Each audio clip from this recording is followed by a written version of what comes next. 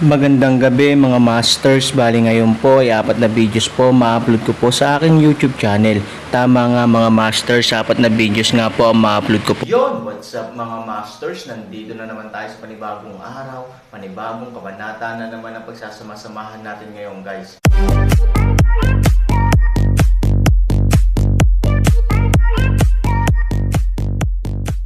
Bali mga masters, kung bago ka pa lang po sa aking YouTube channel, please click the subscribe button, lalong-lalo na po yung notification bell guys, para maging connected pa rin tayo sa isa't isa at maging updated kayo sa mga susunod ko pang video. Bali mga masters, bago natin umpisahan ng kwento ay mag-shoutout po muna tayo para sa mga solid nating tagapakinig. Shoutout kay Rompino JR, shoutout kay Norlisa Sugay. Yun na nga mga masters, no? Bali hindi na ito patagalin. In 3, 2, 1, let's go! Mga master, magbabalik tayo sa pag-upload ng 4 na videos everyday simula ngayon araw. Salamat sa solid na pagsuporta mga master. Kabanata 3,491 hanggang 3,495. Walang makakapagpapanik kay Aaron, ngunit ang mga salita ni Ivory ay medyo nalilito kay Aaron. Hindi, kailangan mong bumalik. Sabi ni Han na may mapait na ngiti. Ngumisi si Ivory at hindi nagsalita. Nang makita ng matanda na hindi tama ang sitwasyon, mabilis niyang sinabi kay Ivory, "Ivory, kailangan mong tuparin ang iyong salita. Ito ang pinakapangunahing kondisyon ng pagiging isang lalaki. Paano ka makakabalik?" Nang marinig ni Ivory ang leksyon ng matanda, hindi man lang siya ng ahas na huminga. Sinabi rin ni Sugoyaw sa isang tabi, "Magmadali kayong dalawa, huwag istorbohin ang aking lolo dito. Ang aking lolo ay gustong umuwi at magpahinga." Sa desperasyon, kinailangan ni Ivory na sundin ang Aaron. Nang umalis sila sa ward, bumantong hininga ang matanda kay Sugoyaw, "Hindi ikaw ang kinabukasan ng pamilyang So, siya." Hindi maikakailang tumango si Sugoyaw, na alam niya. Ginawa ni Aaron ang lahat para sa pamilyang So dahil si Ivory, kaya si Ivory lang ang makakapagpapanatili ng relasyong ito. Anong uri ng taas ang maaabot ng pamilyang Su sa hinaharap ay nakasalalay kay Ivory. "Dad, don't worry. Liliwanagan kita sa summer," sabi ni Sugoyaw. Tumango ang matanda at sinabing, bagamat bata pa si Ivory, hindi karaniwan na magkaroon ng puppy love ngayon. At saka, hindi ganoon kadaling hanapin ang napakahusay na tao. Kung makaligtaan mo ito, hindi mo ito mamimiss. Sa pintuan ng ospital, tinitingnan ni Ivory ang Aaron na may tame time na ekspresyon, na ikinalulungkot ni Aaron. "Anong tinatitigan mo ako?" Han 3,000 ay hindi maintindihan ng magtanong ng paraan. "Napakagaling mo kaya pati lolo mo kinakausap ka." Si Ivory ay hindi nasisiyahan. Ang Aaron ay hindi maaaring tumawa o umiyak. Kung ang ugali man ng matanda o Sugoyaw, pinahahalagahan nilang lahat ang tulong ni Aaron sa pamilyang So. Hindi kasing simple nang tulungan siyang magsalita. Ang mga kadahilanang ito lang, walang paraan ang Aaron para ipaliwanag kay Ivory. "Alam mo ba ang ibig sabihin nito?" tanong ni Aaron. Hindi malay ni Ivory ang kanyang ulo. Hindi niya talaga alam kung ano ang sasabihin. Ito ay nagpapakita na kahit na ang iyong lolo ay nag-iisip na tayo ay magkatugma. Nakangiting sabi ni Aaron. Biglang namula si Ivory. Para sa isang batang babae na kasing edad niya, ang mga salita ni Aaron ay itinuturing na isang napakaseryosong pangmomolestya. Ang puso niya ay parang USA na nakabangga sa isa't isa. "Ang dami mong usapan. Gusto mo mag-dinner? Kung hindi, uuwi na ako," sabi ni Ivory. "Kumain, syempre, kumain, ang mga tao ay bakal, ang bigas ay bakal, paano hindi makakain?" Mabilis na sinabi ni Aaron, at pagkatapos ay huminto ang isang recruit ng taxi. Nakita ng tiyuhin ng driver na dalawa silang bata. Hindi na niya ito pinansin at nagtanong, "Saan ka pupunta?" "Sa UFO Tower," sabi ni Aaron. Sa kasalukuyan, ang gusali ng flying saucer sa Yuncheng ay hindi kasing unlad ni Han Sanchen noong dumating siya sa Yuncheng bago ang kanyang muling pagsilang. Gayunpaman, ito rin ay isang palatandaan ng Yuncheng at ang lugar na may pinakamaraming komersyal na konsentrasyon. Sa simula, naghanda ang Aaron ng isang piging para kay Ivory sa Crystal Restaurant, na ikinainggit ng lahat ng kababaihan sa Yuncheng. Ngayon, ang Crystal na restaurant ay pareho pa rin, ngunit ang Aaron ay hindi madaling makagulo.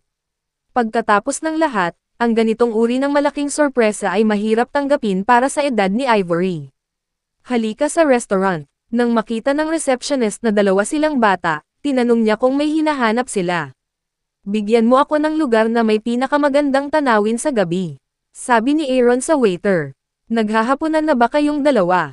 Medyo nagulat ang waiter at sinabing ang ganitong klase ng restaurant ay karaniwang tumatanggap ng mga manliligaw, at hindi pa nakakakilala ng mga bata para kumain.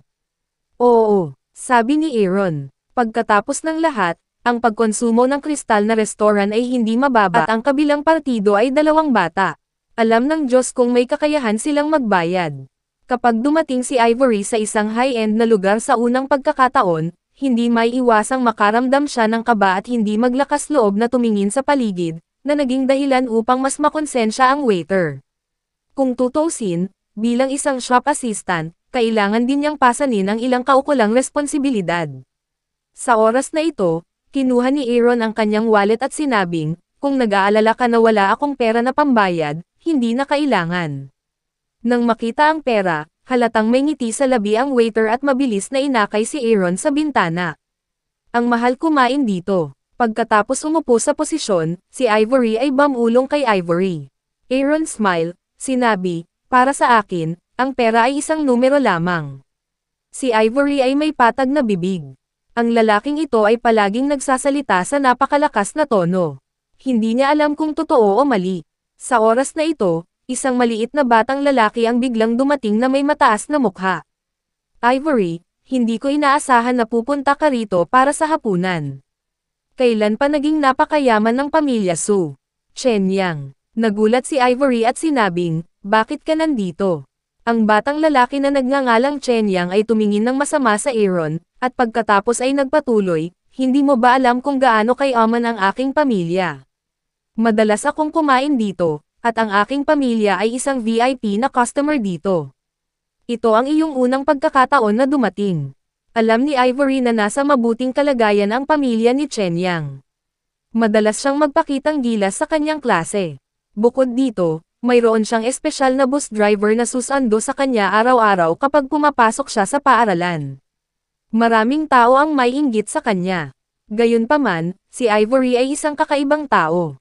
Hindi siya naiinggit sa kung ano ang mayroon ang iba, kaya ang pagpapakitang gilas ni Chen Yang sa kanyang harapan ay hindi kailanman makakaakit ng kanyang atensyon. Ivory, kaibigan mo ba ito? Bakit hindi mo siya ipakilala? Tanong ni Chen Yang kay Ivory, ang pangalan ko ay Aaron. Sabi ng 3,000 inisyatiba ni Han, ano ang relasyon mo sa kanya?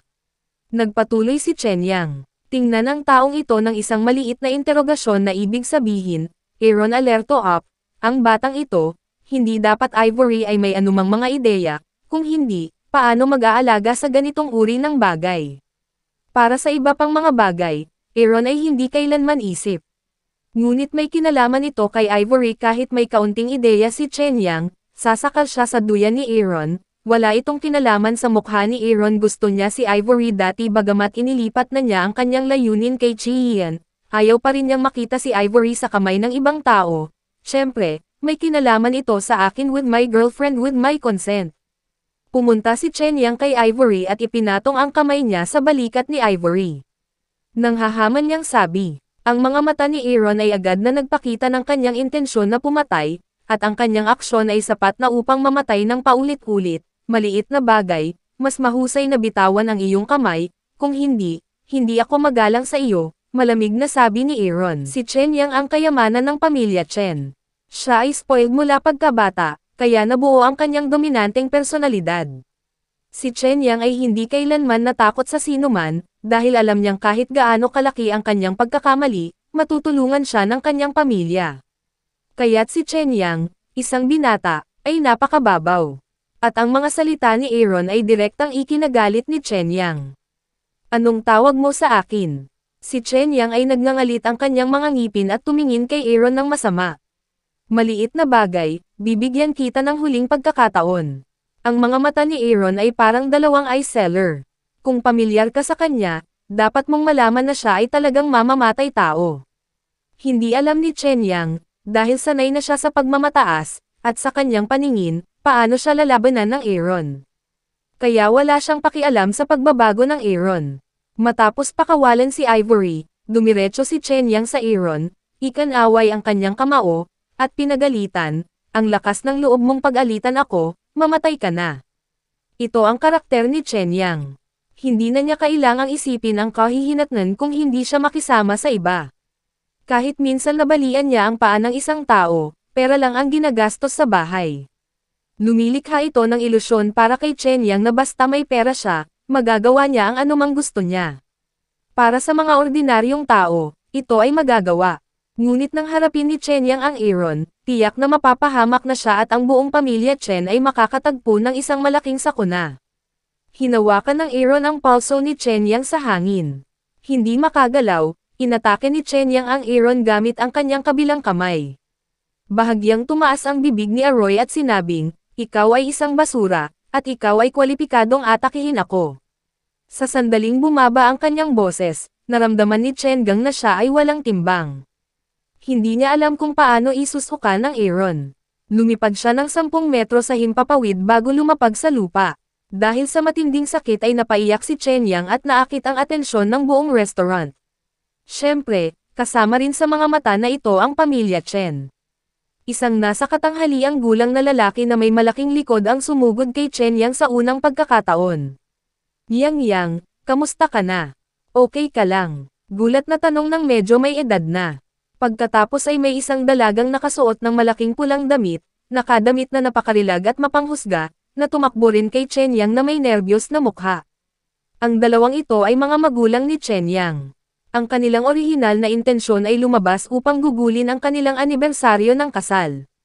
Gayunpaman, iginiit ni Chen Yang na sundan sila, kaya maaari lang nilang isama si Chen Yang. Gayunpaman, walang nag-iisip na may mga tao pa rin na naglalakas loob na labanan si Chen Yang sa lugar na ito. Ang sigaw ng sakit ni Chen Yang, kung tutusin, para sa kanya, hindi pa siya pinalo mula noong bata pa siya, at ang sakit ng Aaron ay hindi kayang tiisin ng mga ordinaryong tao. Ang maputlang mukha ni Su Yingxia ay kumuha ng Aaron at sinabi, "Let's go now." Mayaman at makapangyarihan ang pamilya ni Chen. Hinawakan ni Aaron ang palso ni Ivory, ang mahinang boses ay nagsabi, "Huwag kang mag-alala, gaano man kalakas ang kanyang pamilya, hindi ako natatakot, at hindi ko pinapayagan ang sinuman na saktan ka, kaya hindi mo kailangang maging takot." Nagulat si Ivory kay Aaron. Nalaman niya na kapag hinawakan ni Aaron ang kanyang kamay, hindi siya gaanong natatakot. Bukod dito, ang matitigas na mata ni Aaron ay parang pampakalma, na nagpapakalma sa kanyang gulat. Pero nasa Yuncheng ang pamilya Chen.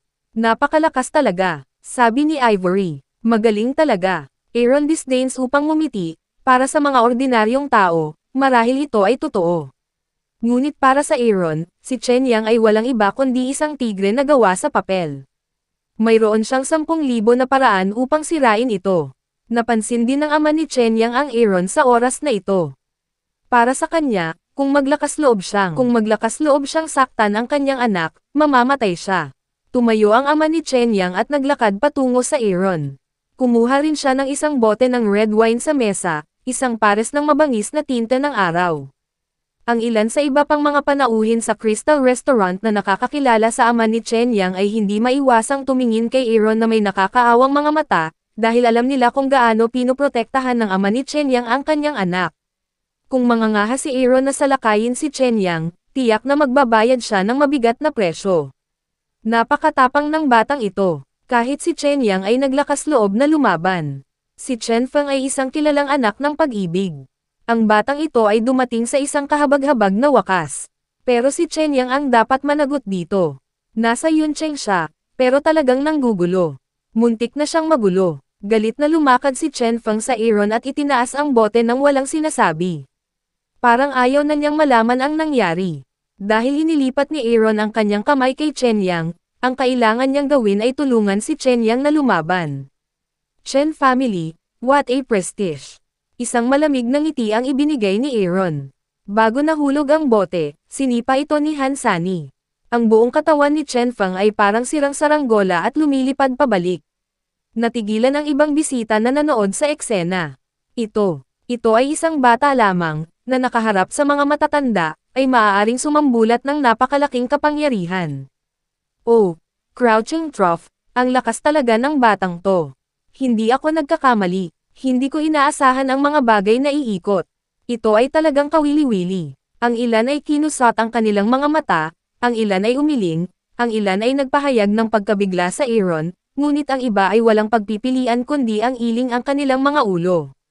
Ang pananakit sa pamilya Chen sa Yuncheng ay tiyak na hindi magandang bagay. Kahit na kaya niyang labanan si Chen Feng ngayon, kaya pa rin ba niyang labanan ang kapangyarihan ni Chen Feng sa Yuncheng? Hindi inaasahan ni Chen Feng na haantong siya sa ganito. Pagkatapos niyang bumangon sa lupa, dumanas siya ng matinding pananakit sa ibabang bahagi ng tiyan, na naging dahilan upang hindi na siya makatayo. Sa oras na ito, hindi nang ahas si Chen Feng na maliitin ang Aaron. Hindi ordinaryong tao na ang isang maliit na bata ay maaaring magkaroon ng ganoong kalaking kapangyarihan. At sa oras na ito, nalaman ni Chen Feng Kai na ang kalmadong mukha ni Aaron ay hindi tulad ng isang bata, at ang kanyang malamig na mga mata ay hindi natatakot.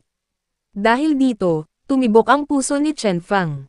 Kahit na ang pamilya Chen ay may isang tiyak na impluwensya sa Yuncheng, hindi ito ang pinakamakapangyarihan. Ang mahinahong pagganap ng Aaron ay tila may parehong background. Kung sasabihin nating mas makapangyarihan ang background niya kaysa sa pamilya Chen, magiging problema ito para sa pamilya Chen.